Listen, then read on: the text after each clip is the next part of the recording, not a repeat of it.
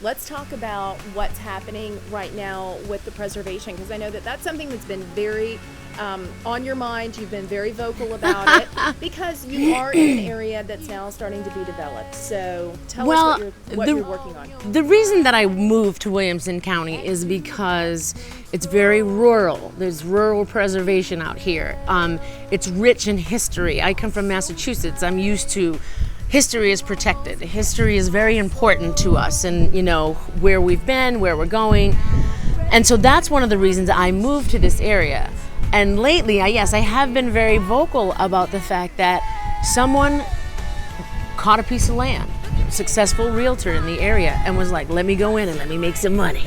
And he realized that all the historical organizations in the area, protecting the Old Natchez Trace, protecting the Harpeth watershed, that they didn't want it. They were like, look, we live in farm country. We all have horses out here. We need the acreage. We can't have, cluster. We drive 40 minutes into town, so we're not living on top of each other.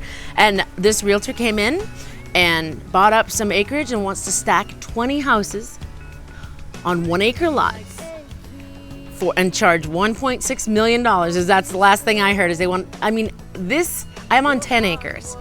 I bought it for a little bit under $1 million. So he wants to build, really, are you going to get that kind of money? And then he bought it on a lot that floods. It was, half that thing was underwater. And here these people are, and somebody had said this at a town meeting. Someone moves down to Missouri. They buy one of these houses. 2 years later, the foundation starts cracking because this ground that they're putting in there, filling it in, starts to give way because it's on a floodplain. And there they go. There's $1.6 million down the Harpeth. And so it just was very frustrating to me when the original person, the realtor that bought it and developed it, saw all the people in the neighborhood resisting it. He sold it to another developer. And I think that was a really ugly move because he knew he was holding on to a lemon, and he went, here you go. And he pawned it off on someone else. And so now they're trying to make it make sense. And there's a lot of stuff going on with this development with, the land usage plan of Williamson County. Everything's supposed to be 5 acres according to the land usage plan. They're flooding their neighbor's yard. There's construction debris in the neighbor's yard. It's flooding into a Blue Line Creek, which is, it's protected water. And it's all this sediment is going into the Harpeth. And so there's pollution, it's, inconveniencing the neighbors, it's stacking, house on top of house, and it's totally ruining it. It's totally changing the whole, landscape of this area. And it's been really sad. And that's why I've been so vocal, because look, I saved forever to live out in this area for the reasons that we live in the country. Right. And then here comes somebody who doesn't live here. They don't live anywhere near here, but they're going to make money off of it. And it just seems really ugly. As you can hear, the lovely sound of the birds and the backhoes. What do you hope happens from this? Because, that is something that you've been very vocal about. I know that you've shared your opinions and your thoughts. So what do you hope happens next? I think that Williamson County really has to step up. I know that, there's families that have lived here for a long time and they feel obligated. I know that there's people that's serving on the Planning Commission. And I will say this, if you have a job in the Planning Commission, you need to respect that job. When I went to the final hearing of the plat plan for this development, there's some girl, eating her Subway and drinking or slurping on her soda. And I'm like, you are representing the county. Put the food down. It's like, put it down for a minute and pay attention to the concerns. People were there with signs, and they turned a total deaf ear. And it's turned this whole corridor of Old Hillsborough Road into people that are very upset. And so I'm hoping that, we saw at the last election, different people were elected. Mm-hmm. We're seeing that people will start to, or hoping that people will start to actually recognize this area for the historical land that it is, and also take value in that, not in the dollar that you can't take with you when it's gone, but you can leave beautiful landscape to the generations yet to come instead of being able to go out and buy a Porsche. Okay.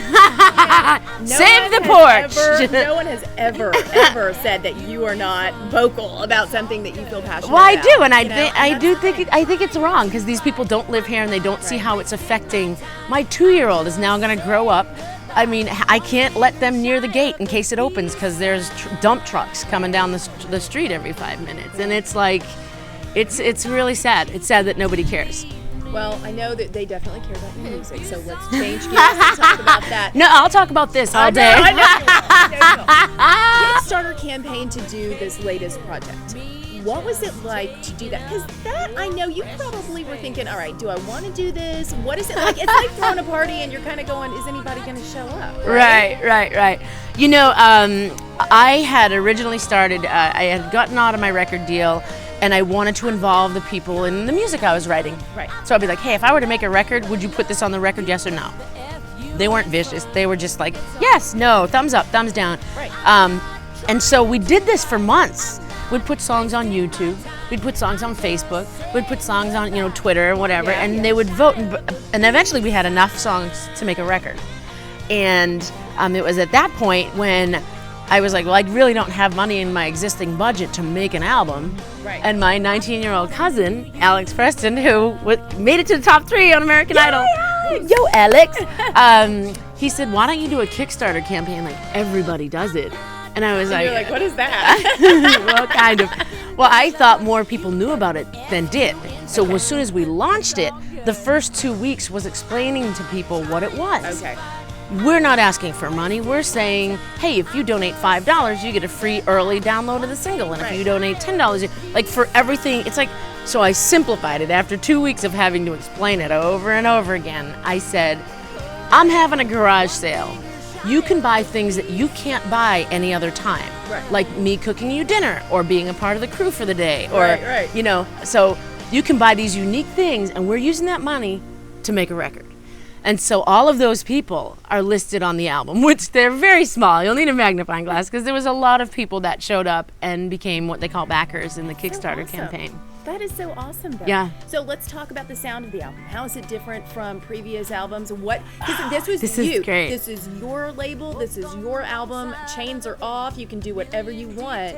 What did you choose to do? I let the fans pick, right? Yeah. And so nobody has the same taste. So we have everything from bluegrass to R&B to rock. There's a song on there I wrote for Pink called He's Messed Up. I love it. And we had the fans come in and they did the backgrounds on it. And so it was just crazy. So it's everything across the board, but the one consistent thing, and the reviews have been phenomenal. People said this is the best album of our career, it's the best we've ever heard. And I think that's because it isn't the same thing song after song after song after song.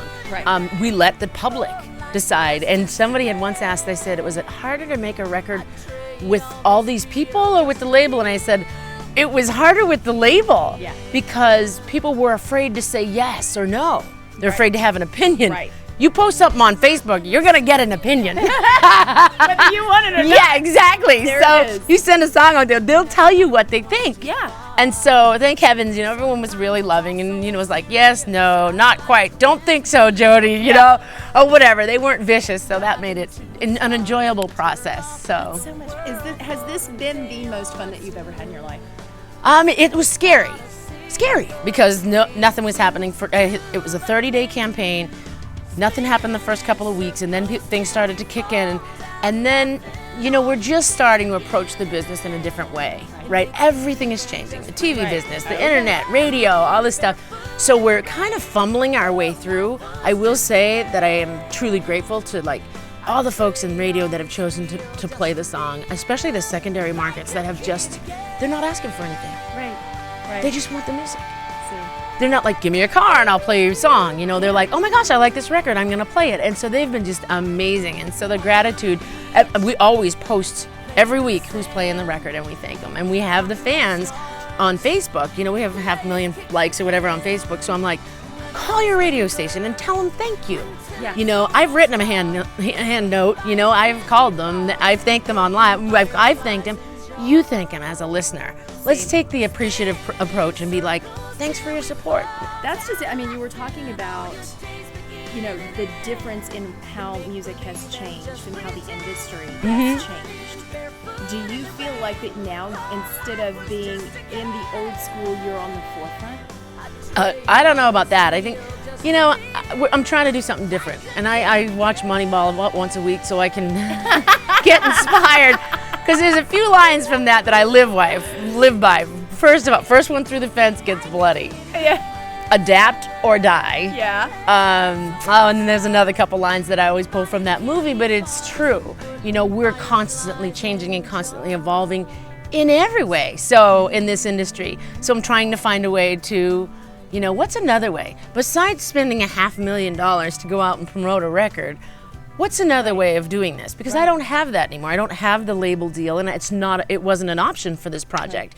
When my agreement leaving my label made it not an option for this project. So I'm like, okay, I still have to make music. That's who I am. Right. So I had to kind of find my way. If you weren't making music, what would you do? I'd be doing something in the music business. It's what I've done my entire life. Yeah. Like, I was a latchkey kid. My mom worked all the time, and I would listen to records. Music was my company. It was my friend. It understood me. You know, it sang about what I was feeling. I'm like, oh my gosh. You know, this is exactly what I'm feeling. And I hear that from people now. Yeah. Like, there's the title song on the record's called Me, and it talks about, you know, I'm somebody's daughter, I'm somebody's friend, I'm somebody's sweetheart. And so, you know, it just talks about all the things we try to be as women.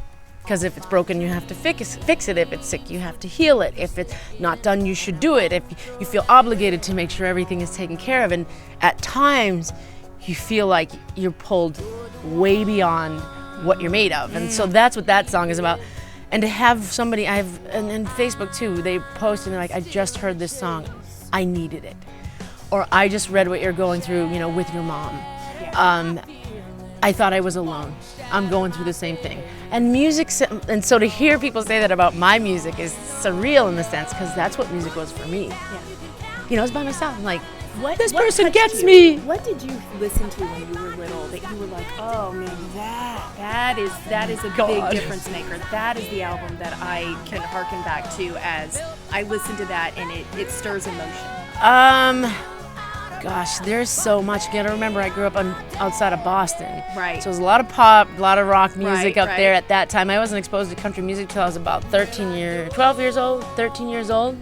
And that's when the Judds came in, and, you know, Reba, and I think it was the realness and the relatability. And Reba McEntire is somebody who always her image was about strong, hardworking, like that hardworking woman. And they always say never meet your hero. Well, I'm glad I met her, because she's stronger, she's kinder than you would think, than the perception. She's harder working than you would ever imagine. Oh, yeah. It's pretty sick. It's like someone took a magnifying glass on your hero and it made it even bigger, as opposed to sometimes you meet him and you're like, oh! Yeah. You're nothing like I thought you were. I've had a couple of those. We won't talk about those. Oh, let's talk about them. That's the bonus. Let's do. That is the bonus. Let's talk about family just a little bit. Mm-hmm. Do your boys understand what you do for No. Okay. No. It was funny because I don't know what my son realizes what he's saying. But it was just 3 days ago. He's at my mother's house. My mother, when I'm not able to be with her, my sister or brother's not able to be with her, we have someone that helps take care of her. And my mother's house is right there. It's like 10 feet off camera. Yeah. So my son was there, and I was out front with my mother. And he had picked some strawberries and some snap peas from the garden and brought them in and was fixing a plate with my sister-in-law. Aww. And she goes, and I was out on the front porch with my mother, and she goes, where's your mom at? And my son said, she's outside with Jo Dee Messina. Oh, and then my sister-in-law comes out, she goes, is something going on? And I'm like, that's what his friends call me. I'm like, but he doesn't get it. He doesn't understand. He knows he rides the bus. He knows Marshall teaches him the drums. Right. He knows that I have a microphone. He knows that, I sing songs and he sings along, but he doesn't get it. And that's good, because I don't want him to get it. I just want him to be a kid. Right. Because we'll find museums on the road, parks on the road, movie theaters on the road, like places to play. Some of the fair buyers, their kids will be there and they'll hang out and play in the field or whatever.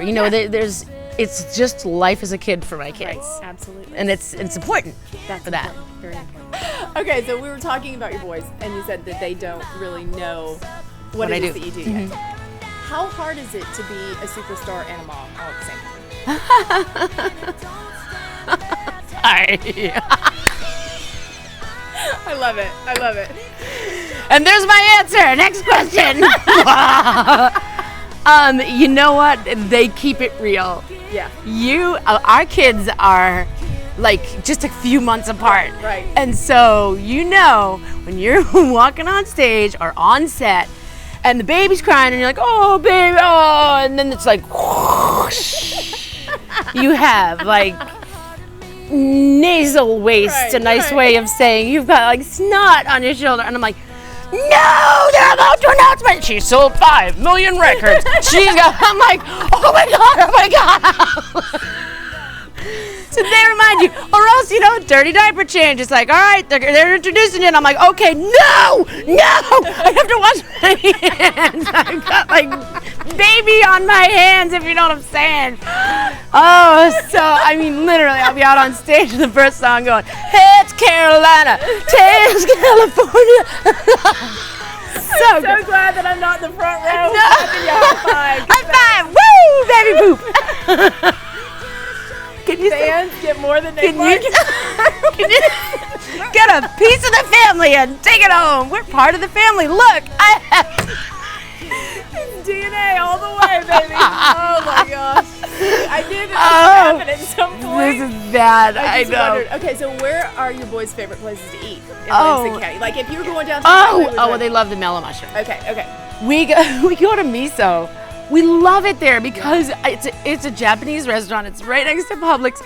But the thing is that our waitress, we always have the same waitress, and she's so nice. And so last weekend, we used to go there on Sundays. Yeah. And so I told my son, I'm like, come on, we're going to go out to eat. It's Sunday. And he goes, Mom, are we going to see that beautiful lady? And it's like, she's just so kind. And so it's like, we're suckers. We're like, we going to Miso? We're going to Miso. Okay. But we've been everywhere. We go, to Oscars every now and then. I live at Publix. I love that store. And also the Kroger, the off of, I want to say, it's still Del Rio, down when it meets Ohio, Hillsborough Road. They have a great organic section. We're huge fans of the Goodwill down there. No, I love it. That's amazing. That's awesome. Call me Look, crazy. When you're talking about kids stuff and they outgrow it fast, honey, Goodwill's awesome. Well, I mean, even to donate too. I mean, Right. we've donated so much, and they are so great down there. So, and then, of course, we go to the Starbucks, and then we go to the soap. I call it the soap place. I apologize, please. Is it Bathos? Bathos. Yes, I know okay. exactly It's where like it is 2 'cause doors it down. smells so nice. It's 2 doors down from Starbucks at Bathos. Okay, I'm sorry. I apologize.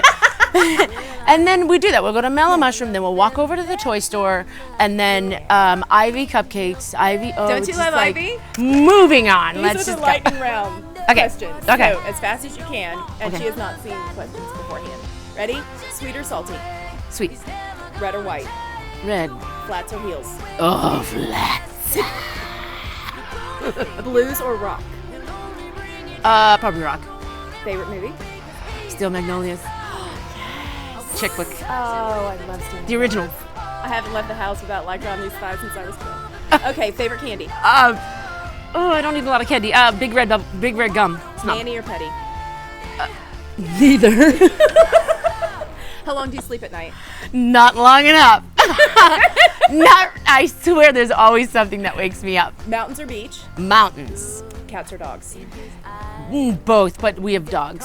Right now, only because the dogs will eat cats if we actually had them. Jo Dee Messina is my favorite person in the whole wide world, and she lives in Williamson County, and that's why she is our celebrity spotlight on Williamson Source. Thank you for having us. Thank you. Give your socials so everyone can follow you. Oh, yes. Follow me on Twitter at Jo Dee Messina. These are really hard. Or Facebook, Jo Dee Messina. You can go to jodymessina.com. Or that's it, really. Instagram. I'm on Instagram as well as Jo Dee Messina. So there it is. Yes. Jodee. Jodee. Yes. Me and Kelly are going to get a shovel so we can go dig up the prime land down there, like the neighbors. We're going to go get us a backhoe. It's pretty out here. Let's dig it up.